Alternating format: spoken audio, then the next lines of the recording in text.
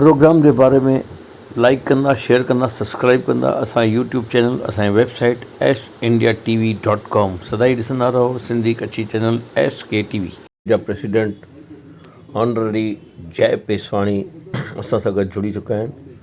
तव्हां ॾिसो था उहो हींअर हिकिड़ी पार्टी भारतीय जनता पार्टी सां ऐं उनजे नेताउनि सां गॾु कीअं इलेक्शन में जुड़ी चुका आहिनि। अॼु उन इलेक्शन जो काउंसिल जो पूरो थी वियो आहे, इलेक्शन चालू थियण वारी आहे ऐं उहो कीअं न प्रचार प्रसार में लॻा पिया आहिनि ऐं हिकु सिंधी नेता खे अॻियां आणण लाइ काए झंडो अॻियां खणी करे हली रहिया आहिनि।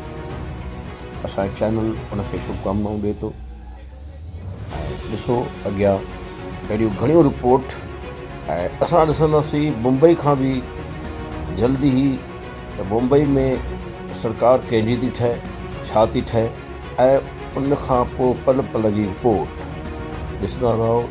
SKTV यानी Sindhi Kutchi channel http SIndiaTV.in असांजी वेबसाइट जिते मोर देन 60 lakhs व्यूज़ थी चुका आहिनि ऐं अञा बि थी रहिया आहिनि। तव्हां जुड़ो ऐं जल्दी ई इनखे 1 करोड़ ताईं पहुचायो। सिंधियत जो आवाज़ खणी करे अॻियां वधी रहिया आहियूं ऐं तव्हां असां सां गॾु जुड़ो। जय झूलेलाल। सदाई ॾिसंदा रहो SIndiaTV HKTV।